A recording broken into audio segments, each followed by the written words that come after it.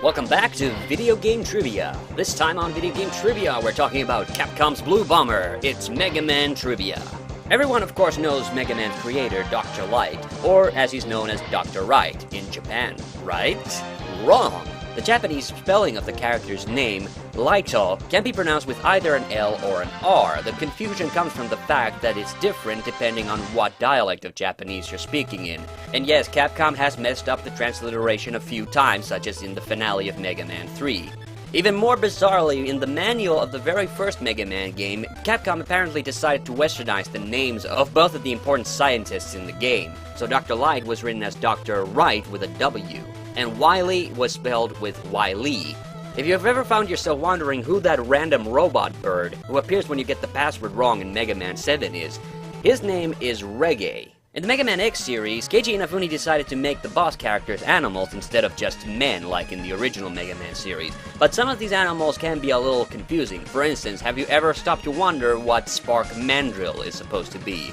A mandrill is an order of animals which includes baboons, which is sort of what he looks like. There was a long gap in the original Mega Man series between Mega Man 9 and 8, although a lot of people insisted that a game called Rockman and Forte was in fact the official follow-up for Mega Man 8. Rockman and Forte was released for the Super Famicom in Japan in 1998, and it used the same art style as Mega Man 8.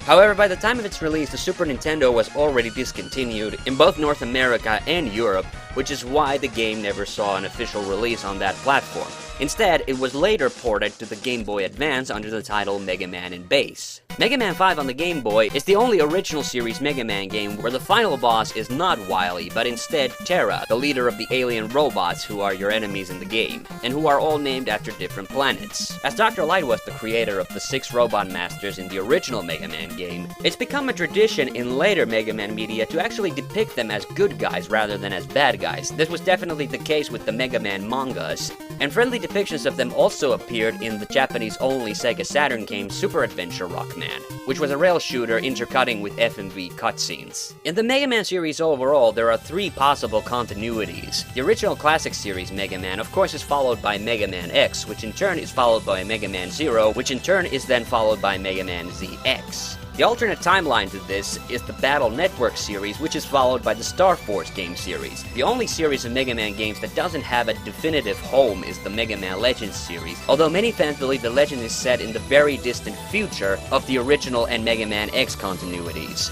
And lastly, the Mega Man X series has always displayed a strange fascination with American pop culture and music. This is evidenced by the heavy presence of lightsabers in the series, used both by the bad guys and Zero. And Zero's death in the very first Mega Man X game seems to have taken its inspiration from Obi-Wan's death in Star Wars Episode 4. In addition to this, the Mega Man X series seems to reference Guns N' Roses quite extensively. The core melody of Neon Tiger's stage theme from Mega Man X3 was wholeheartedly plagiarized from the Guns N' Roses song My Michelle. And the Mavericks from Mega Man X5 were obviously named after members of the band, paying homage in the form of characters like Grizzly Slash, Dark Dizzy, Axel the Red, and Squid Adler. That's all for me for now. I'm Hannu the Hande Mäkinen, and see you on the next one!